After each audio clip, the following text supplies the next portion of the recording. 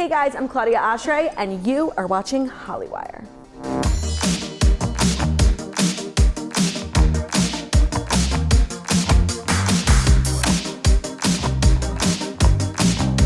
Hollywire, I'm so excited because Claudia Oshry's here, one of my favorites, my spirit animal. Oh my God, did you just call me an animal? No kidding. I was like, one of the roast and toast things that we're gonna play was people calling you their spirit animal. Spirit animal is actually now like a controversial term. I don't think we're supposed to be using it anymore. It's like Columbus Day, like it's not cool. Oh, really? Yeah, I'm pretty sure.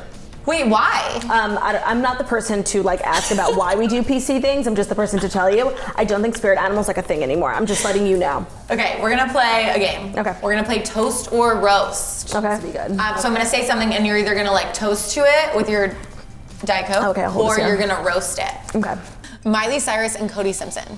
Like I was here for it, I was gonna toast to it, but then they became so thirsty on Instagram that it's making me think like what's really going on here. So at first it was very much like a toast, now it's a roast, and I'm much more here for like Liam Hemsworth, Madison Brown from Dynasty. Like that's the Love relationship that. I need a reality show on. Got it. Okay, pumpkin spice No, lattes. roast. I think pumpkins are disgusting. And I just like hate people who are like pumpkins. Like it's like their mood Claudia, and their aesthetic. that is me. I know that's like everyone who what I mean. probably follows me on Instagram, but I just like there's more to life than pumpkins. That's all I'll say. Taylor Swift love songs. I mean, Taylor Swift's farts we toast to. Like we love everything about Taylor Swift. I'm inspired, motivated, and humbled to like even know of her and like. Yeah.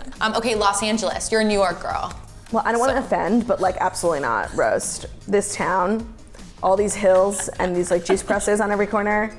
I'm not here for it. Like everything is so far. It took me like 45 minutes to get here. I'm sorry I was late. Like you get in New York and like everything's 10 minutes away. So I'm like, oh yeah, whatever. Where am I going? 10 minutes away, and I leave. Like I'm not made for it, you know. And it's just not for me. Okay, Tyler Cameron. Live for. Live. I just met him. He was so kind and so big, and I was with my husband, which was like annoying. And Ben was like, who was that guy? His hands were huge. I'm like, Ben, that's Tyler C. And he was like, who? I'm like, it's not important, it's everything.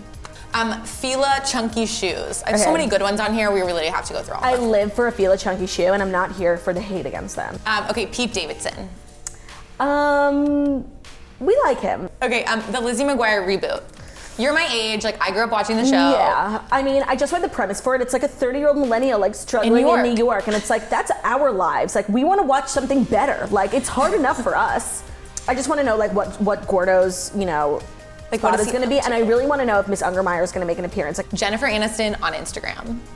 Mona Silence? Okay. I like live for friends, and I live for Instagram, and like this should be the culmination of my entire life, and it is. She also like deleted the post and then put it back up, which is like such a classic like older generation would move, totally like notice accidentally that. archiving it or something, you know.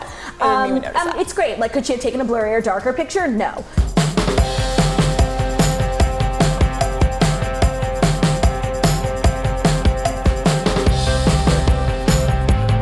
Yeah, like 3 million people. Like you're an internet sensation. Thank you. Like it's crazy. Yeah. How did that start? Like Girl with No Job is the most relatable thing I've ever heard, ever. Thank you. I still have yet to hear an Instagram handle that's like more relatable. Well, I think a lot of the success of Girl with No Job had to do with the name. It actually started as a blog called Girl with a Job, and it was not popular at all because it was terrible. But then when I changed the name to Girl with No Job, which was true, I had gotten fired from my job, and I started the blog about my job.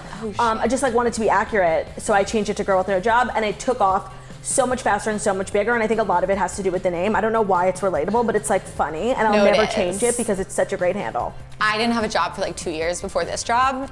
And I was like, well, it's fine because you're killing it and you were a girl with no job. Yeah, now it's like you can have no job and still be cool. What was the job that you got fired for? It was in fashion, and it was just really not for me. Like I went to NYU, and for some reason, like all the girls at NYU like smoke cigarettes, they wear Doc Martens, and they work in fashion, and I just like wanted to be a part of that, and I wasn't gonna pick up chain smoking, so I got an internship in fashion.